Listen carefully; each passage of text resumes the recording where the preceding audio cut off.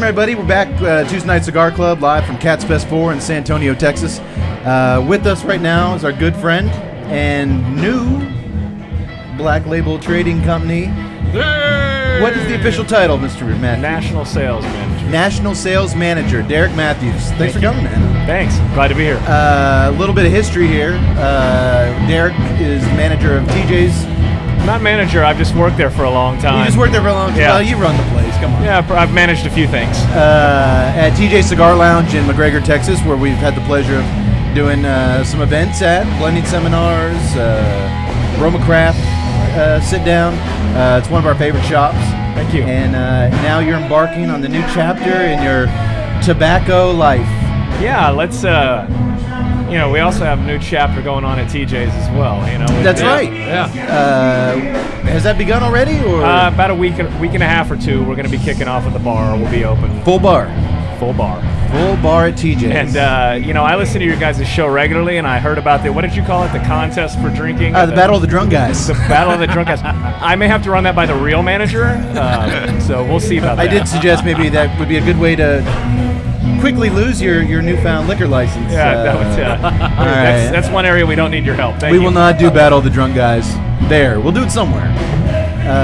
But no, I know you've been a huge fan of Black Label Trading Company since I met you. Right. Without being on their payroll, you've always talked them up and promoted the brand.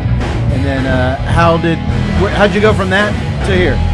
Well, working at TJ's, I've been there since 2012, and Black Label, they started their company in 2013. We weren't the first account, we were one of their first accounts, and Black Label's home office is out of Cameron, Texas, so for us, we're like home team, right local for them, and so when they started coming in, doing events, the product is fantastic, so what we wanted to do is, really push local. We do real well with the Texas cigar brands as well as others, but we try to really support the locals. And James and Stephanie came in to do an event, and we hit it off. Great people, great product, and they're local. I mean, it was like it was meant to be. Yeah. Well, they're great folks. You introduced us just socially one night in the lounge they were visiting, and then we just kind of took off from there. As of right now, I'm not going to speak for the whole crew, but I think the NBK is probably my favorite cigar that we've had this year. We've done this year? Yeah. Yeah, really? I think so. Well, that's nice to hear. Thank you. Yeah, I mean, it's just a phenomenal smoke. It's great. Rarely, there's so many goddamn cigars out there. I try not to smoke the same stuff. Always, if I go into a shop, I want to grab something I haven't had before, but I keep going back to it. Yeah. So. Well, one of the nice things about our company is with Black Label, it was out, and we started with what's now we have 5 lines in Black Label, and last year we launched Blackworks Studio, which is what the NBK is part of. Killer Bee is there, and the Rorschach. There's going to be a good number of new releases for Blackworks this year, and a couple of probably new things with Black Label. With the FDA stuff that's going on, everybody's rushing to get product out before the August 8th deadline. So we're in that ship too, and we're trying to get a few things done, some surprises that I think you guys will be really happy about. Good. Awesome. How many are you? You're right. The push going into the convention this year is just everyone wants to get everything in there. How many new lines do you got coming out? 2 that I can talk about. 2 that you can talk about. Yeah. What are they? Well, there's going to be a new, it's an alteration of the Killer Bee, which a lot of people have heard of, called the Green Hornet. Yeah. Whereas we have Ecuadorian Connecticut on the Killer Bee, it's going to be replaced in the Green Hornet with Candela wrap. Ooh. So it has it on the foot as well, so it's got a nice grassy note that starts out. First one I had that James gave me, it put me on my ass. Really? I was down in Nicaragua a couple weeks ago, and he gave me another one, and it's mellowed out a little bit. It's still got a lot of punch to it, but it's fantastic. We are unabashed Candela fans, so if only we had some kind of hookup to feature them on the Tuesday Night Cigar Club. And we had a rep on from Alec Bradley talking about the Filthy Hooligan this year, and I kind of asked him, why the hell isn't it used more? It seemed like back in the 80s it was Yeah, you know, Candela has a history of being, it was used very prominently back in the 60s and, you know, to the 80s, but it just kind of went by the wayside. I think you're seeing more things make a comeback with, you know, with them, with the what Illusion does, a lot of other companies. I know Skip plays around with it a lot. Yeah. I've seen Black Irish and some other things. Yeah. But it's an exciting, different tobacco.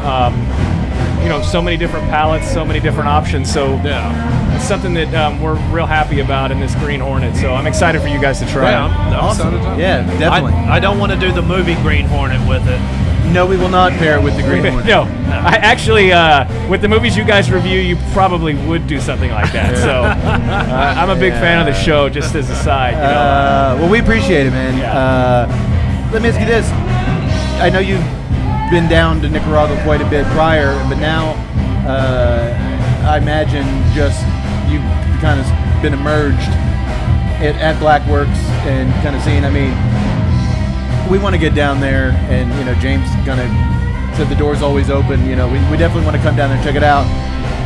I haven't been bringing up FDA in these interviews too much today. Don't want to take a big dump on everybody's good time, but when there's an opportunity like this, you've been down there and, you know, you've seen the people, not only, you know, James's family, but the workers. I mean, you've got pretty firsthand of the people that are really going to get squashed here. Yeah, I have a lot to say about that.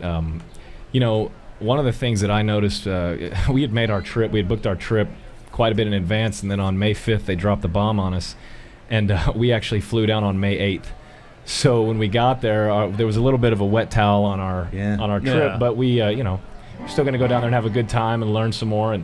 But the hardest part is seeing the people that work in the factories, and you kind of don't have a sense. Do they know what's going on? And you see how many lives it's going to impact if this goes through. That's why we're asking everybody to make such a big push. Robert Holt from Southern Draw Cigars did a fantastic write-up. I encourage everybody to read it, because he may not have been the first one to have really brought that to the forefront, because a lot of the discussions have been about, you know, what it's going to mean for the, you know, those of us who work in the industry, what it means for smokers, and that's great, and that's very important too, but the lives that it's going to impact. And, you know, I don't want to get political, but there's also an aspect of political blowback. You know, the number one exports for the Dominican Republic, Honduras, and Nicaragua is tobacco.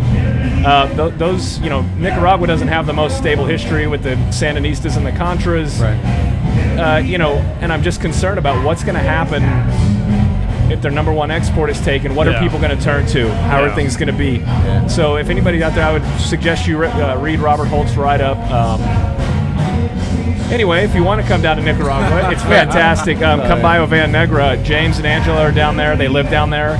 They're always welcoming and wanting cigar people to come down and check out what thing, you know, how a boutique-run factory goes. And there's lots of other companies that are welcome and have their doors open as well, as long as you reach out to them first and clear it, make sure everything's cool.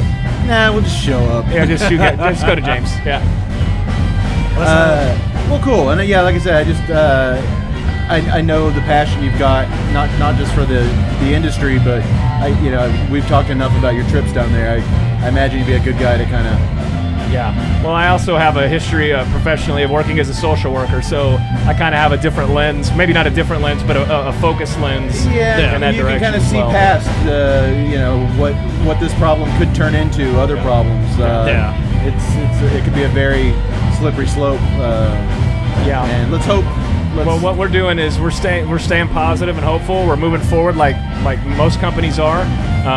We're going to keep doing what we need to do, put great cigars out into your guys' hands, and smoke up and keep having great festivals like this, and enjoy the camaraderie and brotherhood and sisterhood that this provides. Well, you guys have such a huge following on Cats, especially. It's fitting we're here at Cats Fest. I mean, not a day goes by where guys aren't starting their day with. I mean, it seems like killer bees and I mean, just they're all over the place. We love seeing that. And so you guys definitely are one of the rock stars here at Cats Fest. So that's nice of you to say. Thank you. Good to see you guys represent. Yeah, thank you. Well, Black Label Trading Company. Follow James for some sexy cigar pics on Instagram. Yeah. What's the best website for you guys? You go to blacklabeltrading.com. Of course, we have things on Facebook for the factory, which is called Oveja Negra, and there's a Black Label Facebook as well. And then, of course, our rep staff being, we have great reps, and they're really helping with the product. I'm looking forward to starting to work with all these guys and gals and really making a push to let more people know about the product. Fucking A. Cool deal. And we're not 100% that Battle of the Drunk guys won't go down, but... Yeah. Well, like I said, I'll give a shout out to our new manager at the lounge, Monica Head. You can hit her up. Okay. She's a tough nut to crack, but if you can do that, I think you'll be in good standing. Battle of the Drunk guys and gals. Maybe Black Label could do a Battle of the Drunk guys special Could cigar. you make it not on a Monday or Tuesday night? A, because I won't be working, and I won't have to put up with you, and B, it might means I could participate. You could compete? Yeah, I could be a competitor, maybe. Sure. So. I don't know if you'd make the weigh-in. After last night, I'm not sure I could make the weigh-in. I saw you guys last night. I don't know if I can make the weigh-in either. Rare form. Professionals. Rare form. Professionals. First one's here this morning. Yeah.